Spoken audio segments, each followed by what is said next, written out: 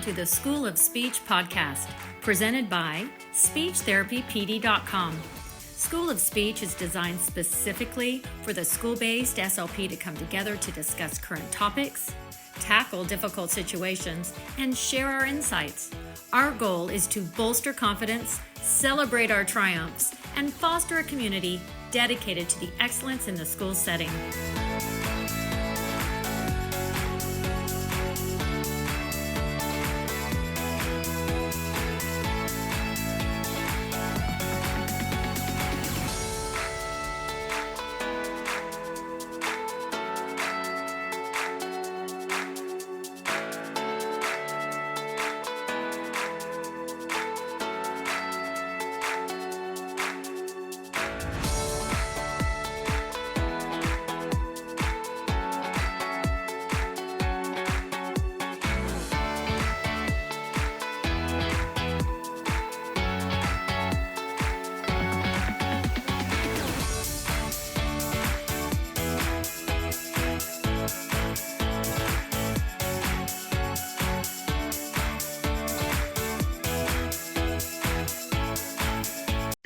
Well, hello. Welcome, everybody. I am Carolyn Dolby, and I am SpeechTherapyPD.com's podcast host for School of Speech. School of Speech has been designed for all of us school-based SLPs so we can come together. We're going to explore current trends, share insights, and really champion our expertise. Our goal is to bolster our confidence, celebrate our triumphs, and foster a community dedicated to the excellence in the school setting. Super excited for today's episode. It is titled Positioning Yourself as a Literacy and Executive Functioning Expert on your school team. And as school SLPs, we are experts in language, cognition, and other essential areas that really impact how a student functions in school and beyond. So today we are so blessed. We have Dr. Karen Dudek-Brannan. She is here to show us how we can position ourselves as literacy and executive functioning experts on our school team so that we are making that impact within our direct therapy sessions and as well as district-wide. Karen's here. She's going to navigate us through those barriers, that the barriers for effective collaboration. She's going to help us develop strategies that are going to build trust and form alliances with other disciplines.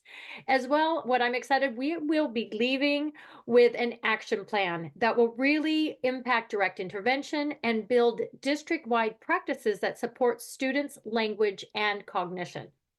All right, as we start settling in for this great episode, I do have some housekeeping. Each episode of School of Speech is 60 minutes, and it is offered for ASHA CEUs 0.1 ASHA CEUs. Now, we want to get you started. So those of you that are listening, get ready. We would love for you, I think it would also help Karen kind of know who's listening. I'm going to go over some of our financial disclosures. So Dr. Karen owns a company called Dr. Karen LLC.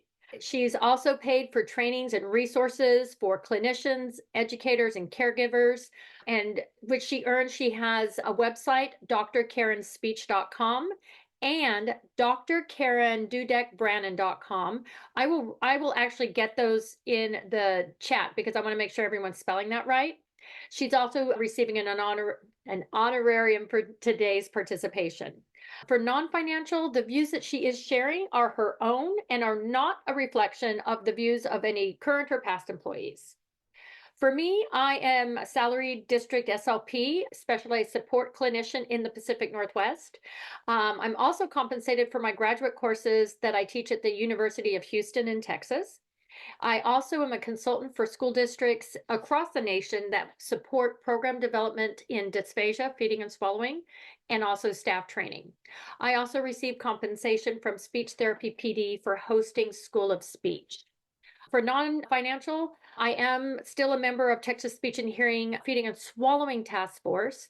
I volunteer for Feeding Matters, and I'm also ASHA Special Interest Group member of 13, 14, and 16. Enough about me. All right, let's get to know more about Karen. Dr. Karen Dudek-Brannan, she's the founder, I think I already said this, owner and operator of Dr. Karen LLC. This is a company that is focused on empowering therapists like us and educators to design interventions that support language, literacy, and executive functioning. She has a doctorate in special education and director of special education and assistive technology credentials from Illinois State University, as well, if that's not enough, as well as a master's and a bachelor's from Illinois State University in speech language pathology. She spent 14 years in the school system and has held various roles in leadership and higher education, teaching, and mentoring clinicians. She is also a host of the De facto Leaders podcast. And this is where she shares evidence-based practices and her own experiences, along with guest interviews on topics relating to education and healthcare reform. She also currently holds a management role with the Illinois Department of Children and Family Services. We are in great hands, y'all. Welcome, Karen. Thank you so much for joining us. How are Thank you? you for having me. I'm doing all right. I'm happy to be here. So excited.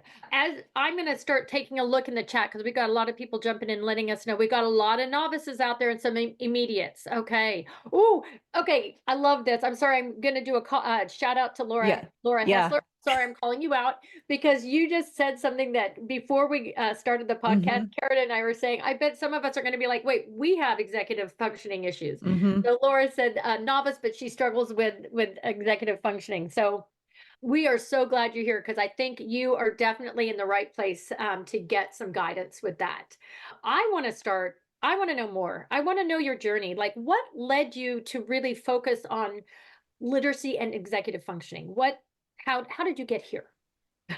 Oh, yeah, that's Yeah, a long yeah. story, and I did want to just share about your comment that you just made, that almost every time I present about executive functioning, somebody says, I need to work on this myself. So I definitely something that I'm always working on as well. So I can't tell you how many times I hear that, every week.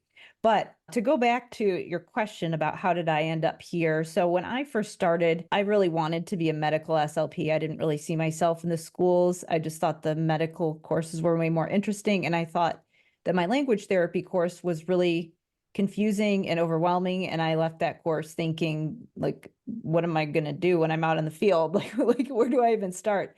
And so I did end up getting a school position because there was so much need in the schools, and thought that I would just stay there to finish my CF, and ended up staying there for 14 years. But really what I found was that a good portion, I mean, I would say, close to half, maybe more at some times, of my caseload was language.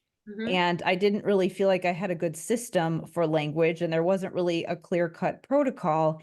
And there were so many students on my caseload that needed support in that area that I couldn't not have a plan. And often with those students, I felt like I was getting to the end of the IEP, and it's like, what did we actually accomplish when you're sitting there filling out your goals and your progress reports?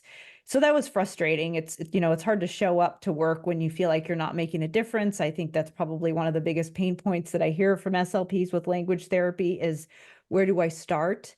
And then with executive functioning, really, we touched on it in TBI, which was an elective, not even a required course. That's where I heard about executive functioning, but there really wasn't a tie-in with language and cognition.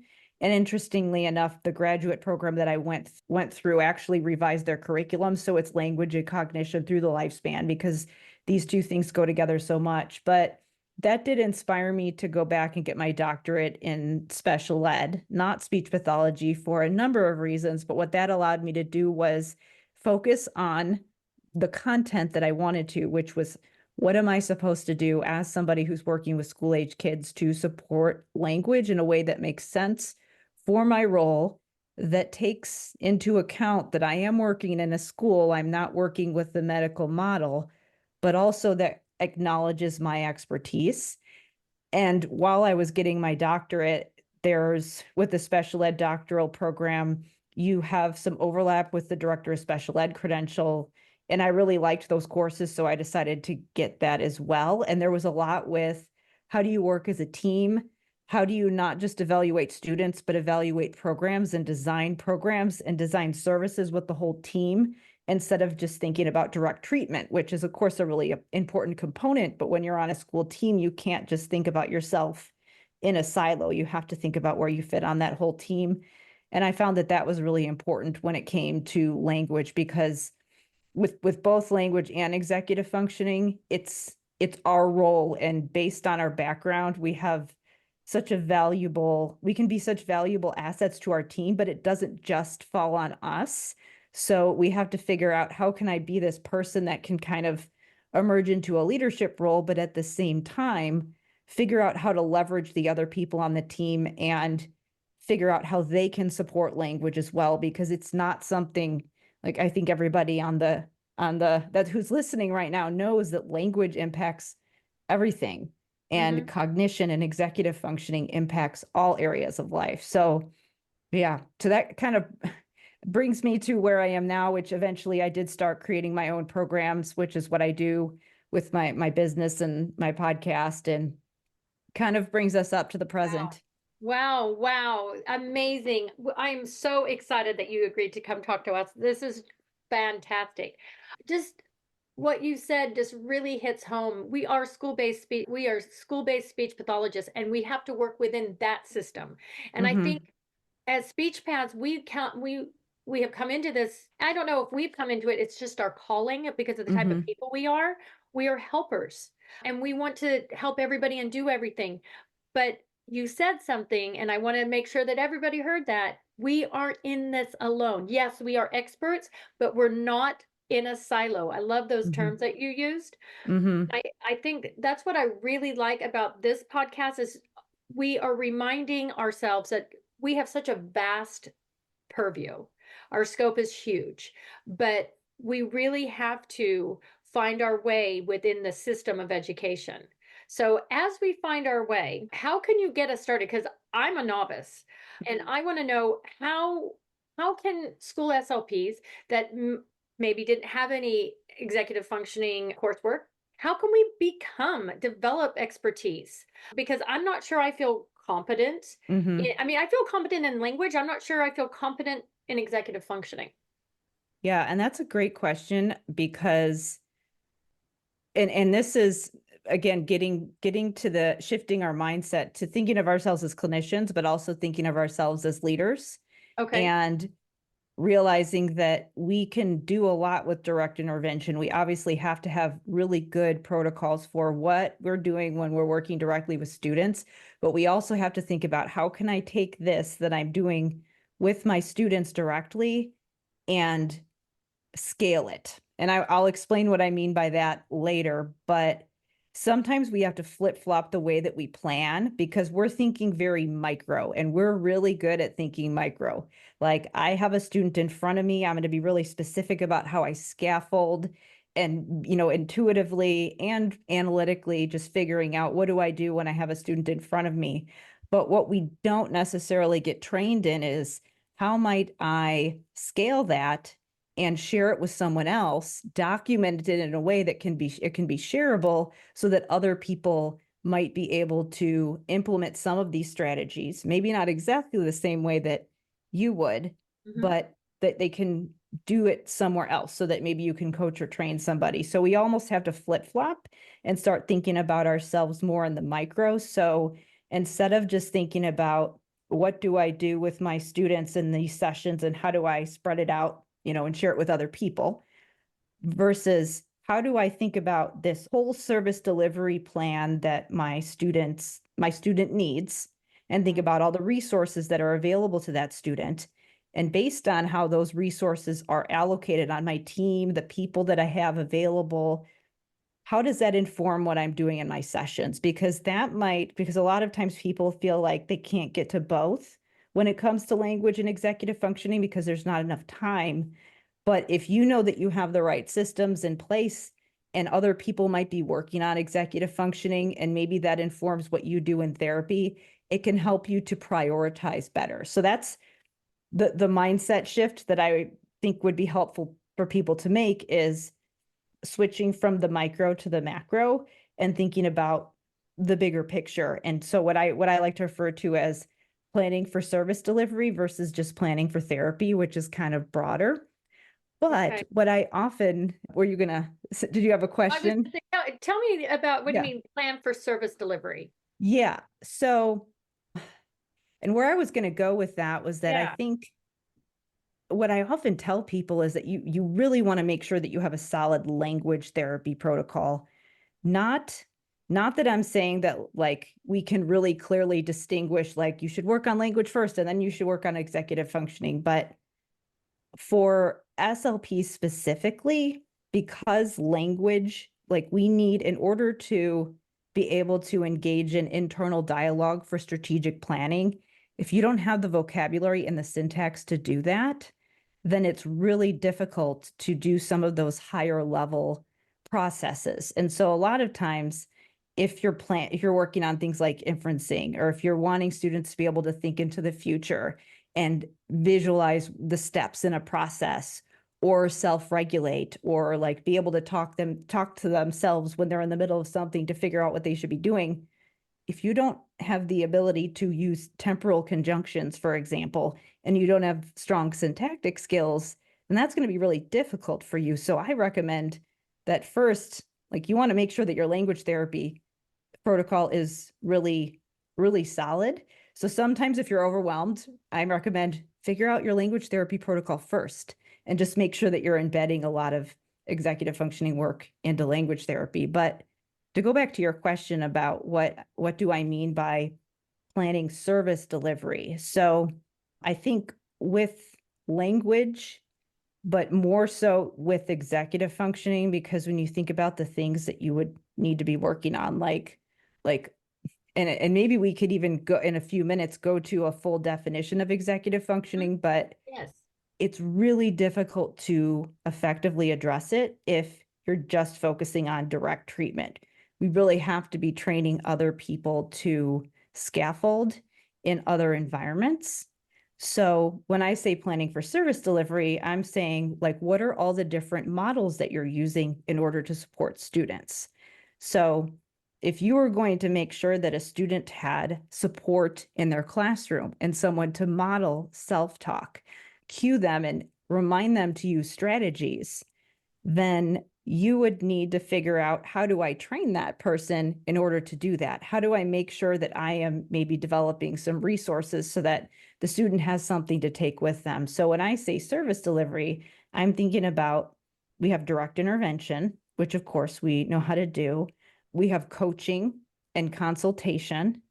We have materials. I see creating materials and resources and trainings as another form of service delivery, because we could take something, if your language therapy protocol is really good and you're not just good at delivering it, but you're also good at documenting what you're doing, because and like you're so clear in what it is that you could write it down and explain it to somebody else, then you could create some kind of a training or some kind of materials for somebody. So that could help you with training. And then formal trainings as well. Like, could you be doing some kind of professional development or some kind of ongoing like professional learning community in your building? So those are all different models. I know a lot of times with service delivery model, we think about like classroom-based versus direct therapy, and that's one Right. way to think about it, but it's also those other things. And then engaging in some kind of strategic planning with your team. So that's what I mean when I say service delivery planning. Thank you very much for clearing that up. But okay, here's what I'd like to do. If we could back it up Yep. a minute, Mm-hmm. 'cause and let's go over the full definition of executive functioning, Yep. because I'm wondering that myself. Mm-hmm. And then I might want to come back around to the service delivery, because I had a thought. I love that. Yeah, I agree. I think it's It's good to tied up for me. define first. Yeah. Yeah. So let's go to executive functioning. Okay. What are we talking about? Yes. Yeah. This is probably where we should have started. I know, but that's okay. Yeah. We got there. We Again, got there. executive functioning, you have to plan and visualize in advance and adjust. See, we just used our executive functioning skills to adjust our plan We are. and reshift because we were going down a different path. So coming back to executive functioning, so I think typically when people explain it, they think about like time management and organization, which of course is part of what executive functioning is, but it's a lot more than that. And I think sometimes when we think about just it's being organized, is that what we end up doing when it comes to service delivery is that we might give students things like checklists and planners, which may be a small piece of what they need.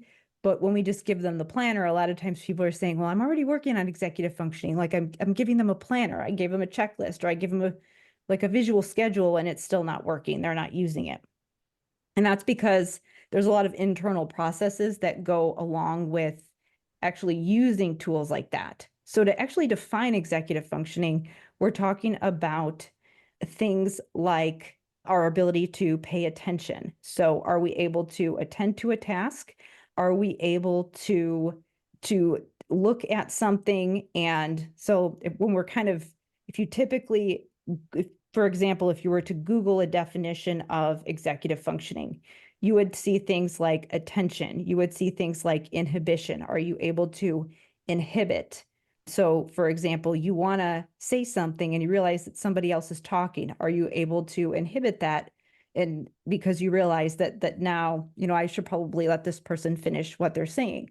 So things like working memory, your ability to hold information in and immediately use it, both auditory information and visual information, your ability to initiate a task, your ability to visualize what that task might actually look like. So what does the end goal look like? And what does it look like? What do the steps look like to get there?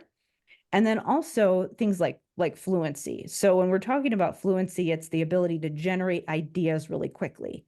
So for example, when I'm going downstairs and trying to figure out what I want to eat for breakfast, I'm generating some ideas in my head. Maybe I have one idea and then I go to the fridge and I realize that, oh, well, what I wanted to make isn't in there. So I need to come up with a different idea. So if you're able to generate ideas quickly, you can adjust on the fly. And then we have shifting, which again, kind of goes along with what we just did a few minutes ago, where you have a plan, you're executing the plan and you realize, you know what, we're kind of going off track here and we need to readjust. So, again, like my plan isn't going, things are not going as planned. So I realized that I need to go back to some of my ideas that I had in my head and come up with another one here. So that shifting and that fluency is really important. And then the self-monitoring and regulation. So how this typically presents in kids is that, again, we have the attention issues, which is a common one. So kids that appear to be off task or maybe hyper-focusing on one task, kids who have learning challenges, kids who have a difficult time generalizing, kids who have responses that seem to be like they're a heightened emotional response where it doesn't seem to fit the situation. Like they get really upset and you think, oh, I didn't think that would be a situation where they would get so upset. So kind of those, more intense emotional responses. And then again, of course, we have the time management piece and the ability to sense time and to actually feel the passage of time when you're doing something. So both to figure out how long is this thing going to take me, and also to be able to sense that time while you're doing something so you can adjust. And so that's why time management is a big piece, because sometimes if you struggle with executive functioning, you might either think that something's not going to take as long, and so you don't give yourself enough time, and so then you don't complete it on time, or you inflate something in your head and you avoid it, and now there's a negative consequence because you've avoided something, because maybe somebody else can see it only takes 5 minutes, but in your head you don't want to do it, and it feels like it's going to take an hour, so you don't have that ability to sense time. And then of course we see an impact on social skills as well, because we have to be able to, with those working memory skills, read the room and kind of look around and see what's happening, be able to adjust and respond, and then also to be able to understand how we're coming across to other people and notice how the conversation is going, notice their reaction, and be able to have that back and forth. So executive functioning really impacts all of those skills. So to kind of circle back to what I was saying earlier, now that we see what, like, all of these things that executive functioning encompasses, this is why it's really difficult to address it in just a therapy situation that tends to be really structured. All of these things that I described are situations that are out in life, in the world. And so, yes, there are some things that we can do in therapy to prepare our students, but we have to make sure that we give them the experience to practice these skills in real environments. I am fascinated by what you are sharing with us. And I like how you kind of broke it down on what a student might present. And I like the way you said maybe decreased attention to task, but also a student that might be hyper focused and has to do one task and can't move on to the next. That dysregulation that would have intense emotional responses. And when you said feel the passage of time, I love time, and it kind of freaks me. I really feel it. And I'm so that one is like, I'm very in tune with time. I have a real good relationship with it. But I could see how, like, you know how we hear, oh, I lost track of time. Yeah. Yeah. Straight as that. Right. I love it. And what I also hear, which is going to tie us into what I think we're going to go to, is how much of executive functioning is tied into language and cognition. We're saying so many pieces of what I think of as social language, pragmatic. So there's got to be a tie there. Yeah. Right. And I used to, in my language therapy framework, I used to explain pragmatics under language. And now I have a separate framework for language and executive functioning. And there's like, it's not a clean break. Like I'm explaining it that way to make it more tangible so people can understand. But it's in reality, it's not as neat as the frameworks. There's, all kinds of this, overlap going on. But the way that I explain it, yes, we're putting our hands together. Yes. Okay. Yeah. And I don't know if, people will be listening to audio later, but yes. So, and what, going back to what I said before about how, so no, number one, we want to make our protocol scalable because we can't adequately address all of these things if we're just thinking about what we're doing. And you may also be listening to these things thinking like, is this in my scope? Or maybe it's in my scope, but how am I going to address it? So, again, you're hearing this probably thinking like, oh, there's bigger things going on here that I might not necessarily be able to address with just my direct therapy.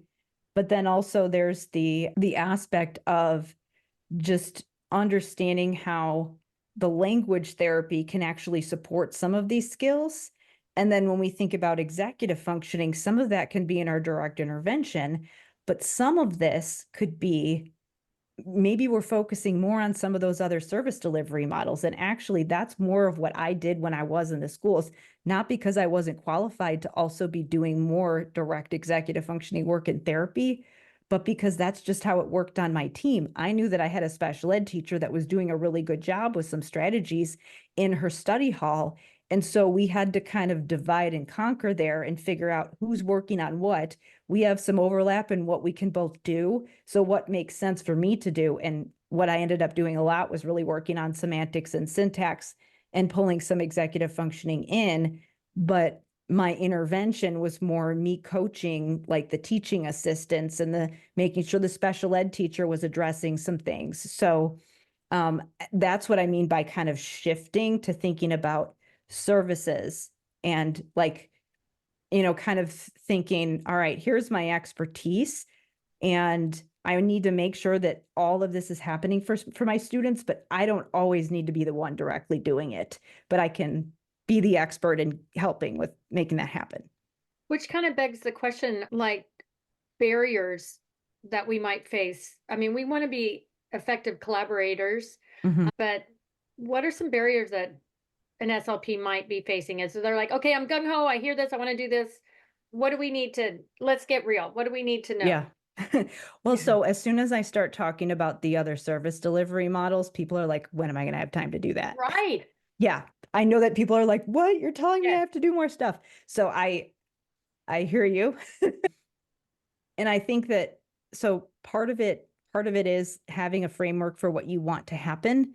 And then part of it is having your own strategic plan for making it happen, which I would argue is you could argue that that is a form of service delivery, or what I like to refer to as an asset. What I like to have people do is a technique that I refer to as asset stacking. So a lot of times when we're talking about assets, people think of finance, like you think about it in more financial terms. But the way that I'm saying it is that you can create things that can either increase your results or can buy you time, but they produce some kind of outcome. So for example, I said earlier that if you want to figure out how you can support both language and executive functioning, sometimes it makes sense to come up with a really good language therapy protocol.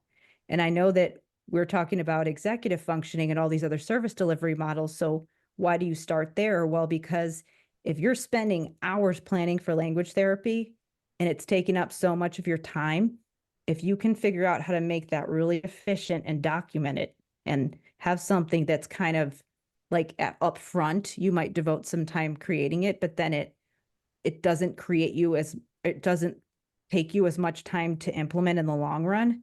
You've created an asset. That protocol is an asset. So you've created something. Now you've bought back some time. So the time you would have been spending doing language therapy, maybe you're thinking about, okay, if I'm going to really make a difference in my building, I need to team up with somebody else on my school team and figure out how we might work together to maybe coach people or plan some trainings. So maybe that additional time could be spent meeting with the social worker or the psychologist or the special ed teacher. And then you have a relationship. So I could say like assets could be materials, it could be protocols, it could be relationships. I mean, it could be, your own knowledge. So it's just things that you create. So, and then you kind of like, as you do that, you work on building one thing at a time. Usually when you're creating something new, it's going to take you a longer time at the beginning, but then over time, you're kind of in a system, So like, and then maybe if you're teaming up with somebody, you can work together to create some things. So you don't always have to do everything by yourself. You can create some additional assets and training and resources that are reusable and scalable that you can use over and over again. So it doesn't always have to be like you're explaining things over and over again to people. You have things that you can use to share with them. So it doesn't take as much face-to-face meeting. Right. I think all of us don't want to have to keep reinventing the wheel. Yeah. There's got to be resources out there Mm-hmm. to help us with that. Yeah. Yes, absolutely. And So, yeah, go ahead. no, I was going to say yes. And I mean, I have things and you can get things that are made from other people, but you can also create your own. Hmm. I love it. So you're talking about collaboration, building trust, I take it is a Mm-hmm. big part of that. Uh, Yeah. what are some strategies that you can share with us on how we can start, as I think you've said, form alliances Yes. Form to help us build alliances. our assets? Yes. So, and I think that one thing that SLPs say a lot is like, oh, I'm the only one in the building, or there's only a couple of us. And, I don't want to say we're outnumbered, but like a lot of times they feel like they're not considered in the plan of the school because they're not as large in numbers.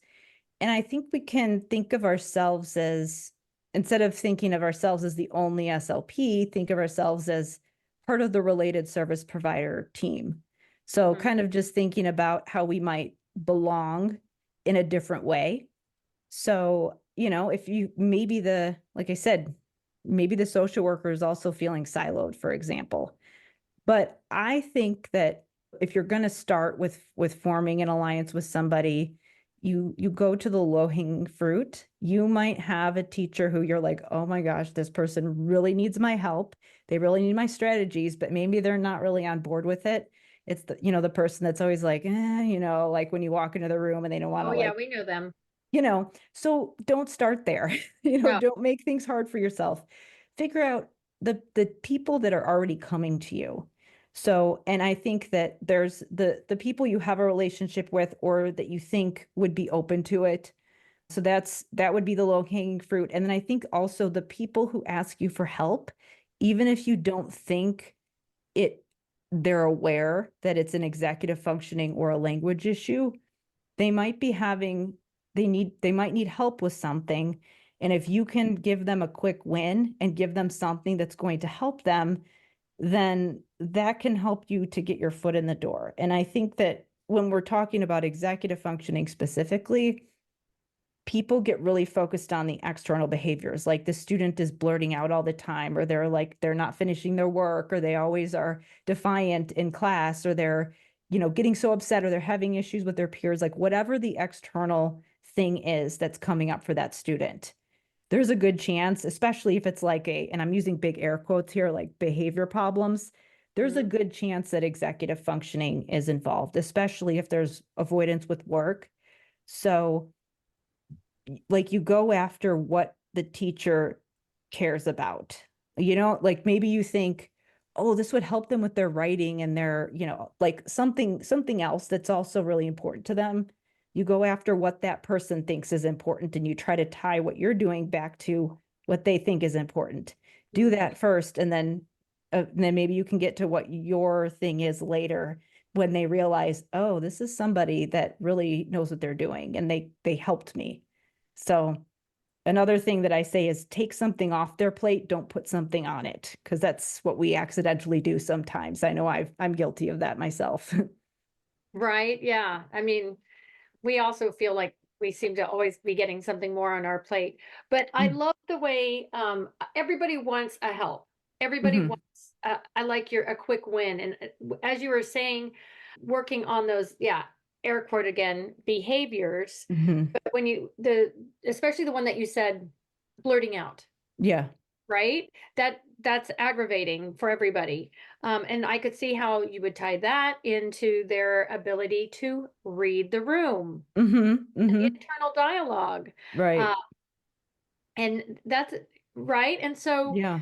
um, rather than just trying to put a band-aid on the behavior, let's Mm-hmm. get to the root cause.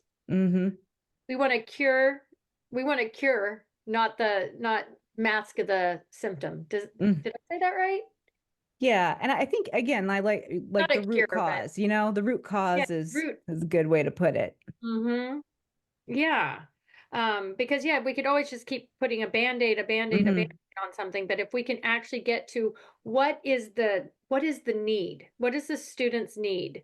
And help shape that through our language Mm-hmm. supports and executive functioning supports. And really, I love that when you're showing the staff and everyone how it is connected and how if they are putting these supports in there for the student, we're not telling you to do one more thing, but if you do this, it's going to do this.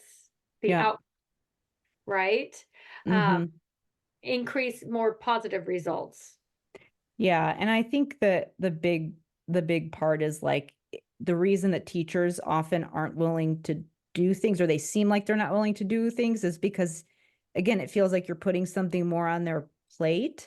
So I think that sometimes when you take an opportunity like that to give them another tool in their toolbox, it's not just here's how you can help this student, but it's also here's a strategy that you can have as a universal support in your classroom so Mhm. that it's at the tier 1 level, because then that teacher has more resources that they can use for other students that you might have on your caseload, or maybe just other students in like that aren't necessarily on your caseload, that maybe they could benefit from just some supplemental support and they're not in special ed. So this is another way that we can be in that leadership role where we can impact tier 1, because if there are more supports at tier 1 and tier 2, then teachers are going to be more comfortable implementing some of those accommodations at tier 3 for those students where it's a requirement versus a need to have versus a nice to have.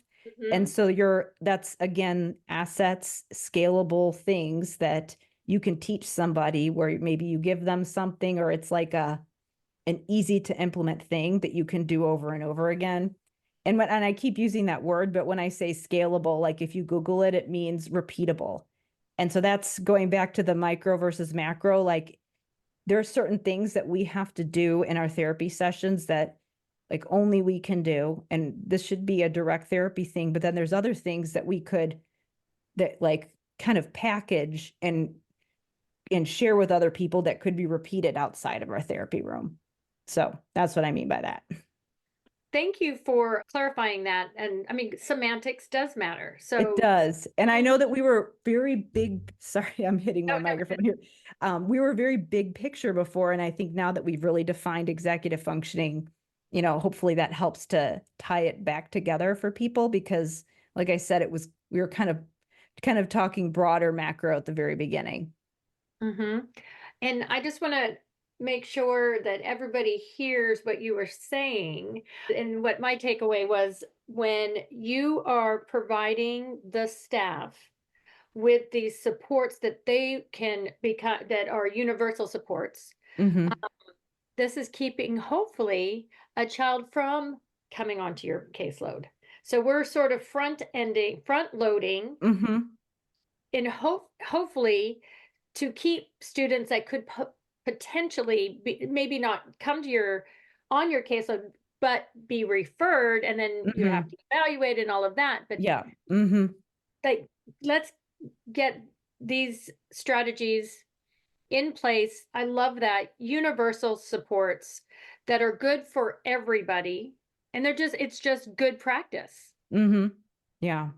And when it benefits everybody, that's not that's not really something we should be focusing on. We should be doing just those specialized skills. Mm-hmm. Speech, that's what I heard you say too, and I'm Yeah. doubling down on that. Yeah. You know, those things that can be done in the classroom, let's get them done. Get her done. Get them in there. Mm-hmm. Yeah.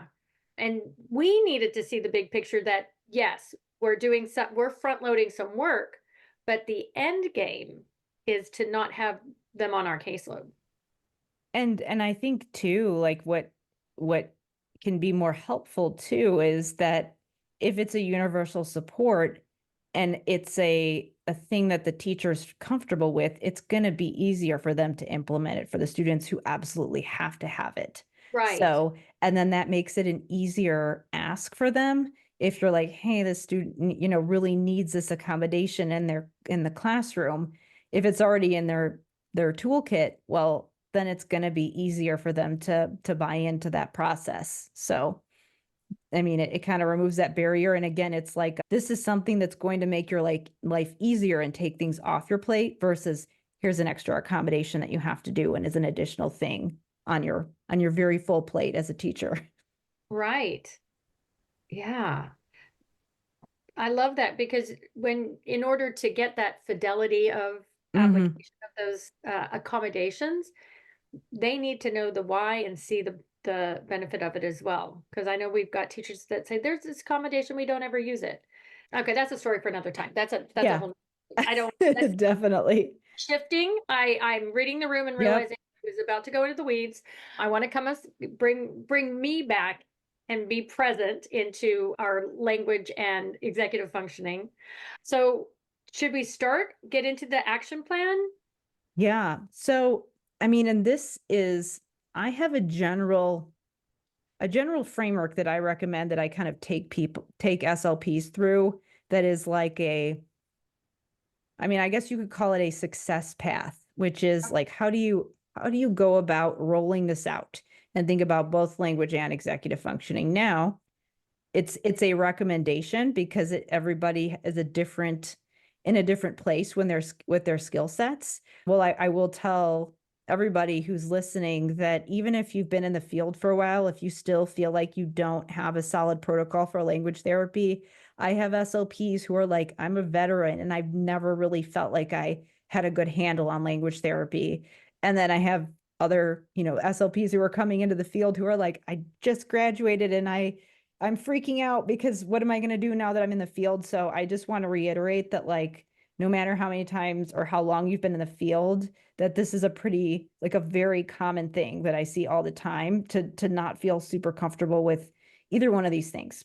So off of my soapbox on that. But what I generally recommend that people do is, again, start with, again, like your first asset can be that I like to create a master plan. And that is like, that's a separate podcast episode, but basically you just come up with a plan for yourself for what you're going to do for the next 90 days. So be very high level, like month by month, but then you want to get really specific in the next 2 weeks on what am I going to do. And then you figure out what is my first priority that I want to work on right now, and, figure out how much can I get done in that 90 days. But where I recommend that people start is if you're feeling overwhelmed with both language and executive functioning, do your language therapy protocol first. And the reason why is because if you have a good language therapy protocol, you are addressing some of those higher level comprehension issues. A lot of times SLPs are like, I'm working on my WH questions and my inferencing, and students are still not struggling, or they're still struggling, and like they're not making progress. And a lot of times it's because they don't have those underlying syntactic skills and the vocabulary skills.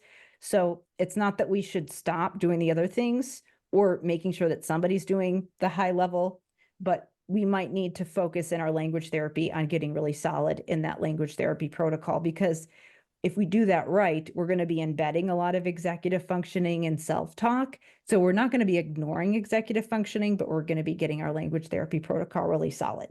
So that's stage one. And then stage two is, okay, now that we've got our language therapy protocol pretty solid, let's think about how we can start building our skill sets in executive functioning, which is more of those higher level strategic planning skills. Now that I've got something in place, I know that I can support my students in some of those syntactic skills and the vocabulary skills and semantic skills. How would I work with a student directly in executive functioning and come up with some protocols for how to help students? I have a specific protocol that I share.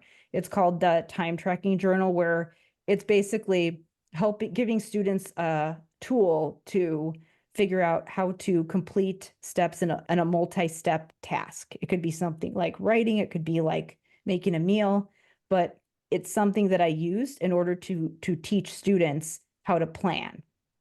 And then you want to figure out, how would you work on executive functioning in a direct therapy session?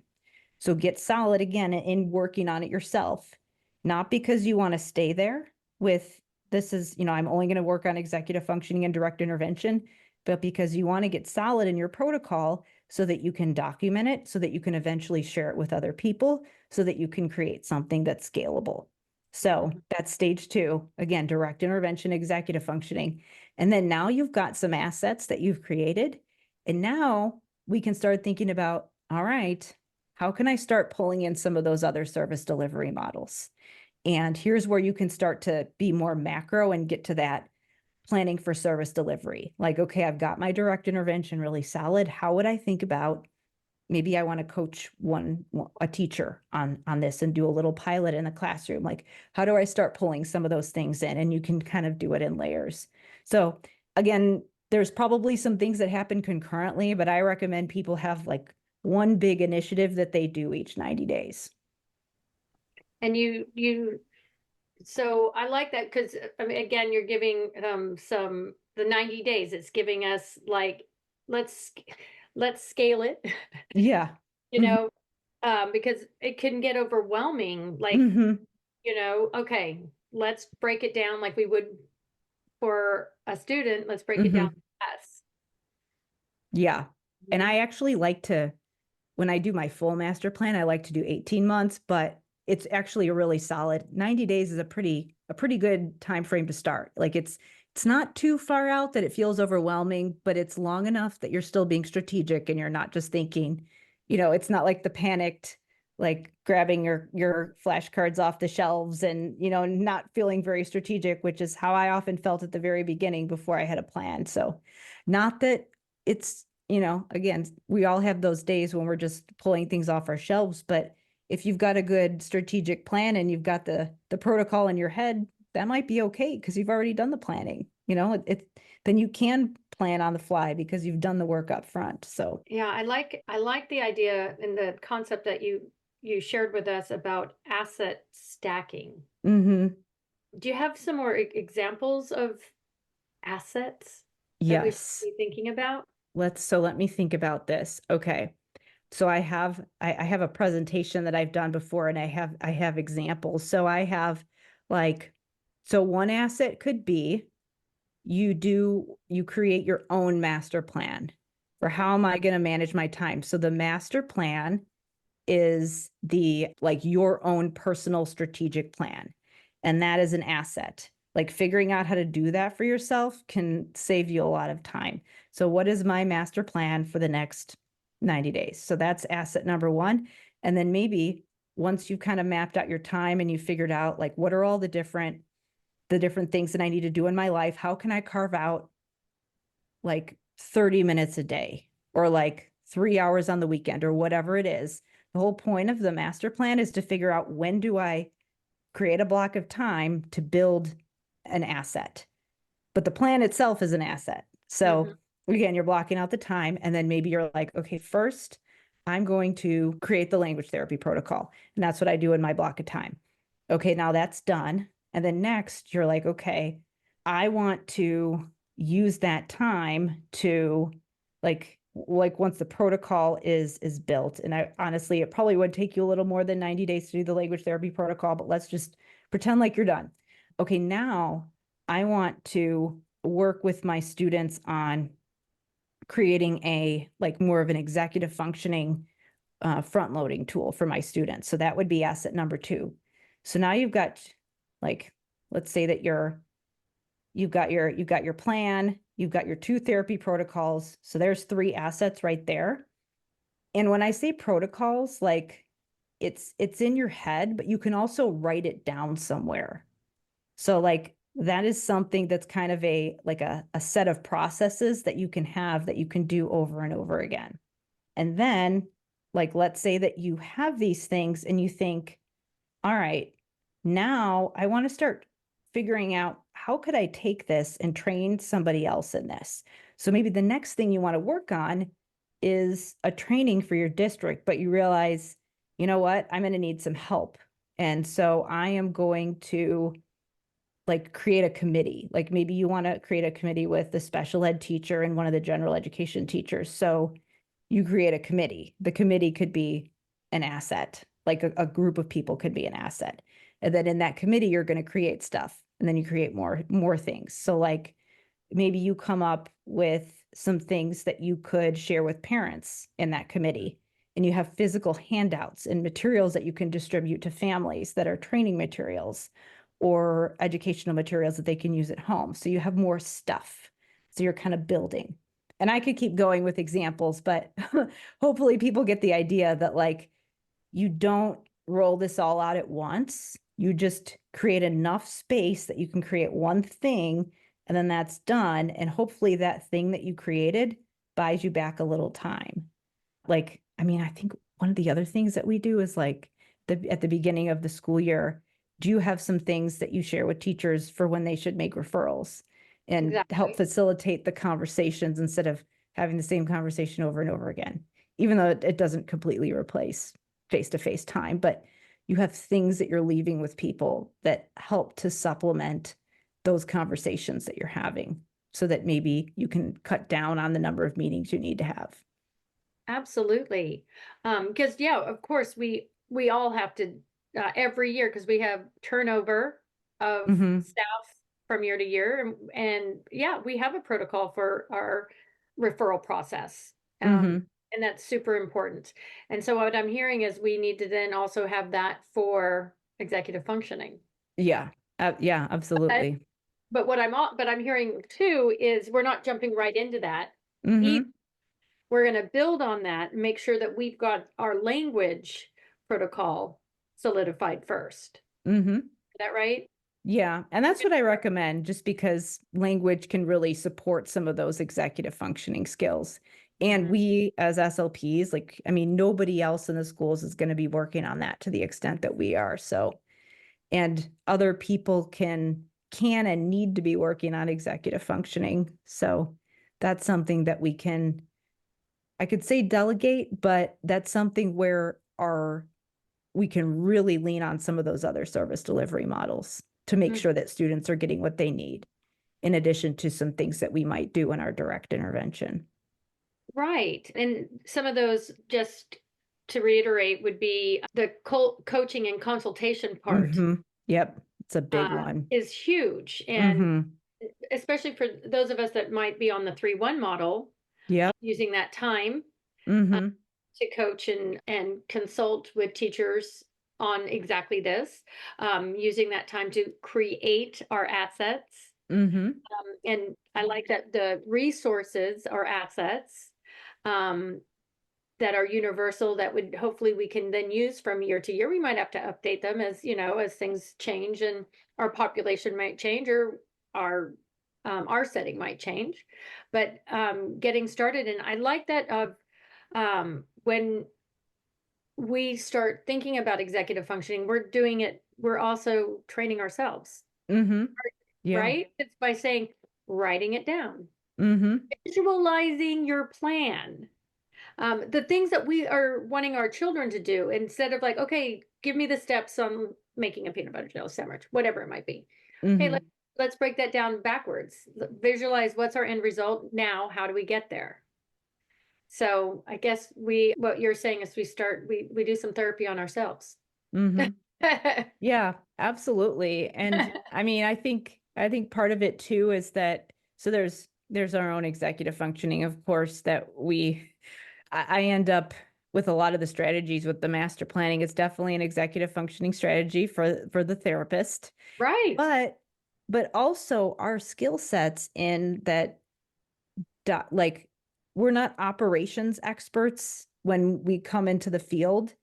Documenting processes is it's an operations skill. So we have to learn that if we're going to write down what are my steps in this process, or how do I coach someone else, or how do I do a training?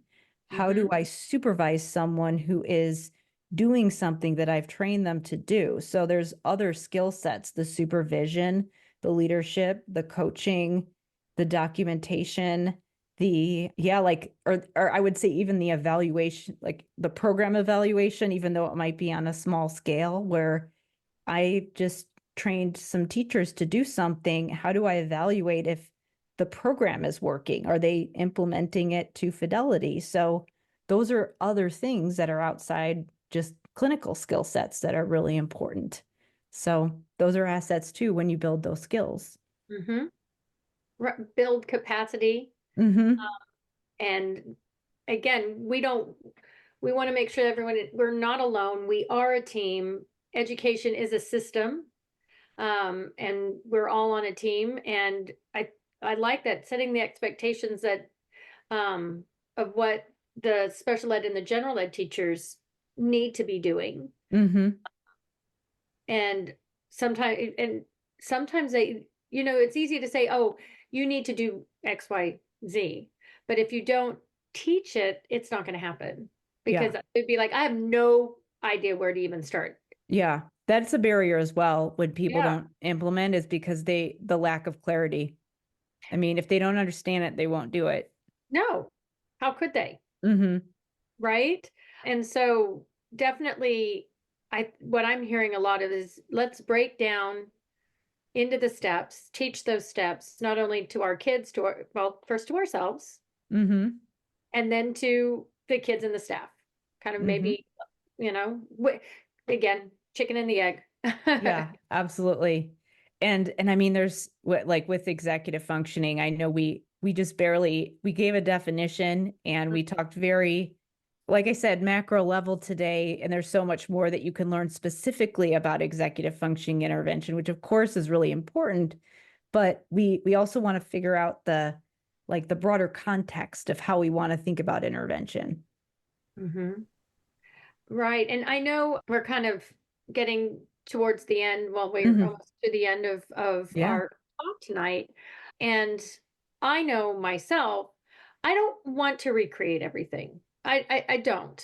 And I'm hoping that you'll share with us some of those resources for those listening. And also I can try to get, if there's some things that you can share, I can get into the chat of Yeah. where we can go, because I don't think all of us wants to, not all of us wants to recreate things that maybe are universal. Right. So, and I know that people listening probably want to know specifics about what those strategies are. And I know that we didn't get into that today. So I can share some tools to talk about how would you go about planning a language therapy protocol? What does that specific intervention look like for direct executive functioning therapy? So let's see, the place where we could start off for language therapy, I do have a sentence structure guide, which is a good place to start for the language therapy aspect. So that is drkarenspeech.com/sentence structure. Hold on. Oh, whoops, I'm trying to get, okay, hold on. Let me see if I can, why is my chat not opening? Something with me. Okay, so you said Dr. Karen. Yeah, and I could type it in there Oh too. yeah, do you mind? I Yeah. love that. I would just want to make sure I don't get it wrong. So there's drkarenspeech.com/sentence structure, and that is goes into syntactic intervention, which is one really important aspect of language therapy. There's others, but that's a really good place to start. The other one, I have a tool called the Time Journal. This is a paid resource, but this goes through how you would teach executive functioning in a direct intervention context, but also in a way that you have a tool that you could use to train other people in. So that is Dr. Karen Dudek-Brannan.com/time journal. And again, that's like in the actual product itself, there's a whole tutorial that really goes deep into defining executive functioning, which we did a little bit today, but we go deeper. And then I also get into how do you actually teach students to visualize and engage in some of that internal dialogue, and what kinds of self-talk do you need to model, and what do you do if students are getting stuck, and all of the things. And then, how do you go about taking this and using it across different contexts? So those are two resources. And then of course, my main website is, somebody said that the resources aren't showing in the chat. And then I just shared one more thing in there. I have an executive functioning training. Okay. And this one is that, like, I really go into the definition of executive functioning and some mistakes that people make with service delivery models, and how to shift it, and just really deep dive into the definition of executive functioning, so you can get a really solid understanding of what it is and how you'd want to address it. Oh my gosh, thank you so much. And I can't believe we're going to have to end our talk today. I know. Oh, I mean, Karen, thanks for all those resources. Be sure to check out her websites. There's a lot of free resources along with paid resources. There's a lot of stuff out there. And I am going to hit you up on doing another podcast. You said maybe Yes. doing a master plan. I heard it. I wrote Yes. it. I'm going to put that out into the universe because I love it. I love to talk about that. So yeah, so I'm going to get you on the books for that. Before we go, we all want to say thank you, Karen. I am so thankful for everyone that's listening today and in the future. And I can't wait, Dr. Karen, to get you back on our podcast. all right. All right, Thank you guys. again. Thank you, everybody. Thanks, everybody. Bye.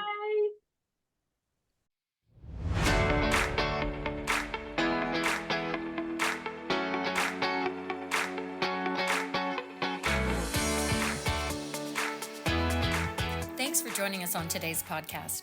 Remember to go to speechtherapypd.com to learn more about earning ASHA CEUs. We appreciate your positive reviews and support and would love for you to write a quick review and subscribe. If you have indicated that you are part of the ASHA registry and entered both your ASHA number and a complete address in your account profile prior to the course completion, we will submit earned CEUs to ASHA. Please allow 1 to 2 months from the completion date for your CEUs to be reflected on your ASHA transcript. For our School of Speech listeners, we have a special coupon code to receive $20 off any annual subscription to speechtherapypd.com. Head over there to get ASHA CEUs for listening to this podcast and all other episodes. The code is SCHOOL20. That is SCHOOL20. Hope to see you on our next episode. Also, please don't hesitate to tell us which topics you would like us to cover in future episodes. To get in touch, drop us a line in the comment section or send us a message on social media.